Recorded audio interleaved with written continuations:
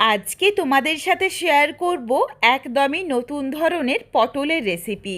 পটলের এই রেসিপির সাথে যেমন গরম ভাত খেতে দুর্দান্ত লাগে, তেমনই রুটি হোক বা লুচি পরোটা যে কোনো কিছুর সাথেই বেশ ভালো লাগে। স্বাদে গন্ধে রঙে ভরপুর এই রেসিপি। একবার হলেও এইভাবে পটল রান্না করে দেখো, তারপর আমায় কমেন্ট করে জানিও যে রেসিপিটা তোমাদের কেমন লাগলো। নমস্কার বন্ধুরা, শুভমিতা ব্লগে সবাইকে স্বাগত জানাই। চলো আজকে রেসিপি দেখে নেওয়া যাক। তবে কেউ স্কিপ করো না, স্কিপ করলে আমি কি পদ্ধতিতে রান্নাটা করলাম বা কখন কোন মশলার কিভাবে কতটা পরিমাণে ব্যবহার করলাম সেটা তোমরা মিস করে যাবে, তখন কিন্তু খেতে এতটা ভালো লাগবে না। এখানে আমি প্রথমেই কিছুটা পটল নিয়ে নিয়েছি। পটলের অল্প অল্প খোসা রেখে ছাড়িয়ে নিয়েছি। পটলটা একটু কোনাচি করে দু টুকরো করে কেটে নিয়েছি। পটলের সাথে আলুও কেটে নিয়েছি, তবে আলুটা এমনভাবে কাটবো যাতে পটলের সাথে একই সময়ের মধ্যে সেদ্ধ বা ভাজা হয়ে যায়। খুব বেশি বড় টুকরো করা যাবে না, তখন কিন্তু আলুটা শক্ত থেকে যাবে। এরপর প্রথমে এখানে আমি একটা ছোট প্যাকেটের 1 প্যাকেট সয়াবিন নিয়ে নিয়েছিলাম।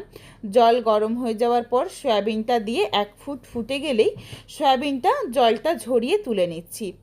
জলটা ঝরিয়ে তুলে নিয়ে জলটাকে খুব ভালোভাবে চেপে নিয়েছি ঠান্ডা হয়ে যাওয়ার পর। 1 ফোঁটাও কিন্তু জল নেই। এরপরেই জল ঝরানো সয়াবিনের মধ্যে দিয়ে দিলাম স্বাদ অনুযায়ী লবণ, অল্প পরিমাণে গোলমরিচের গুঁড়ো আর 1 চামচ পরিমাণে টক দই। এরপর এগুলোকে সমস্ত কিছু হাতে করে খুব ভালোভাবে মেখে নেব। ভালোভাবে মাখা হয়ে গেলে এটাকে একটা সাইডে রেখে দেব। এই সয়াবিন কিন্তু এখন ভাজার দরকার নেই। আমরা তো সব সময় একইভাবে সয়াবিন ভেজে রান্না করি, কিন্তু তোমাদের কাছে আমার অনুরোধ রইল একবার হলেও এইভাবে রান্না করে দেখো।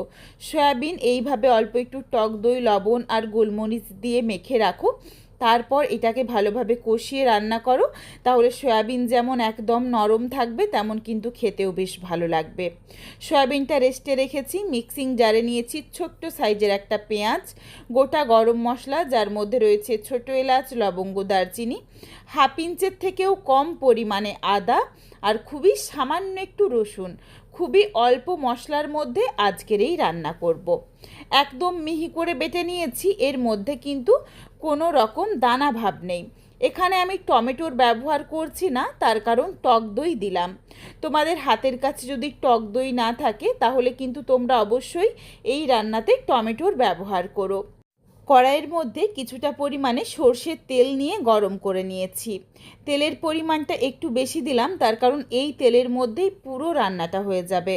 এখন একটু বেশি মনে হলেও এই তেলটা কিন্তু রান্না হওয়ার পর তোমরা বুঝতে পারবে যে একদমই বেশি না।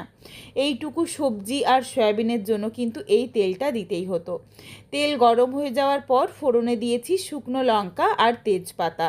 ফোড়নটা ভাজা হয়ে গেলে প্রথমে দিয়েছি কেটে রাখা আলু।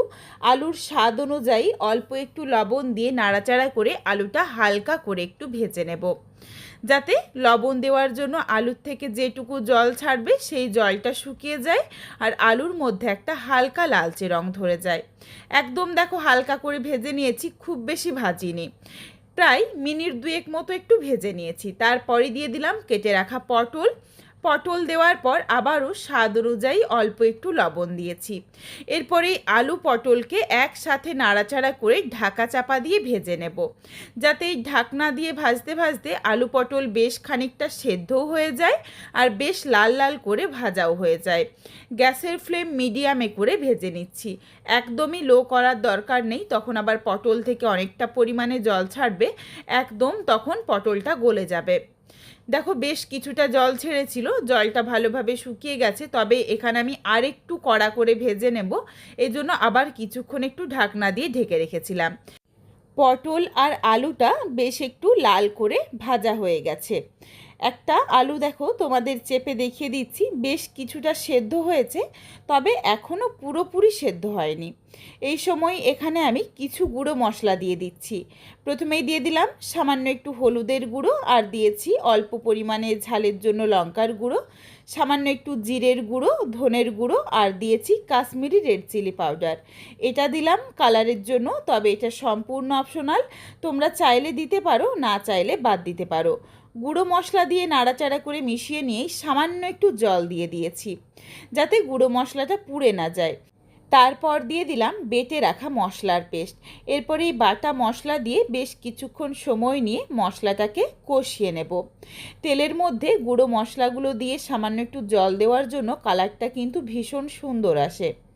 বেশ কিছুক্ষণ সময় নিয়ে ভালোভাবে কষিয়ে নিয়েছি মশলার সাথে। আলু আর পটলটা যখন ভালোভাবে তেলটা ছাড়তে শুরু করেছে, এই সময় এখানে দিয়ে দিচ্ছি হাফ চামচ পরিমাণে চিনিটা দিলাম টেস্টটা ব্যালেন্স হয়ে যাওয়ার জন্য, তার কারণ এখানে টক দইয়ের ব্যবহার রয়েছে। আর চিনি দেওয়ার পর একবার নাড়াচাড়া করে মিশিয়ে নিয়েই দিয়ে দিলাম ম্যারিনেট করে রাখা সয়াবিন দিয়ে এরপর আলু পটল বা মশলার সাথে খুব ভালোভাবে এটাকে কষিয়ে একটু ভাজা ভাজা করে নেব। এই জন্য তেলের পরিমাণটা একটু বেশি দিয়েছিলাম। একদমই যদি কম তেল দিই সেই ক্ষেত্রে কিন্তু সয়াবিনটা ভালোভাবে একটু কষানো যাবে না, কড়াইয়ের মধ্যে লেগে যাবে। কিন্তু যদি একটু বেশি তেল দেওয়া হয় তাহলে এই রান্নাটা করতে ভীষণ সুবিধে হয়, খেতেও বেশ ভালো লাগে। কিছুক্ষণ সময় নিয়ে ভালোভাবে সমস্ত কিছু দেখো কষিয়ে নিয়েছি, একদম ঝরঝরে হয়েছে। তোমরা যারা শুকনো শুকনো রান্না খেতে পছন্দ করো তারা চাইলে কিন্তু এই রকম শুকনো শুকনোও রাখতে পারো। এখানে আমি বেশ কিছুটা জল দিয়ে দিলাম ঝোলের পরিমাণ অনুযায়ী। তোমরা যেমন ঝোল বা গামাখো রাখতে চাও সেই বুঝে জলটা দিয়ে নিও। জল দিয়ে ভালোভাবে মিশিয়ে নিয়েছি। এরপর এটা ফুটে যাওয়া অবধি অপেক্ষা করব। সুন্দরভাবে যখন ফুটতে শুরু করেছে ঠিক সেই সময় গ্যাসের ফ্লেম একদম লোতে করে দিয়ে ঢাকা চাপা দিয়ে রান্নাটা করে নিয়েছি বেশ কিছুক্ষণ সময় নিয়ে। এদিকে দেখো সমস্ত সবজিগুলো কিন্তু সুন্দরভাবে সুসেদ্ধ হয়ে গেছে। এখানে আমি কয়েকটা আলু একটু খুন্তিতে করে চেপে নিচ্ছি যাতে ঝোলটা একটু ঘন হয়। এই রান্নাতে কিন্তু গরম মশলা বাটা ব্যবহার করার জন্য ভীষণ সুন্দর একটা গরম মশলার গন্ধ আসছে।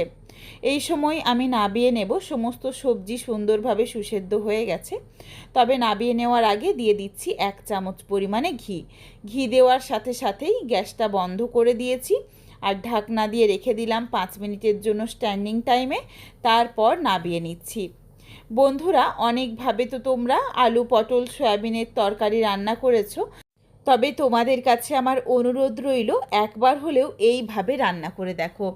এই রান্নার স্বাদও যেমন ভীষণ সুন্দর হয়, গন্ধটাও কিন্তু খুবই ভালো হয়, যে কোনো কিছুর সাথেই অপূর্ব লাগে খেতে।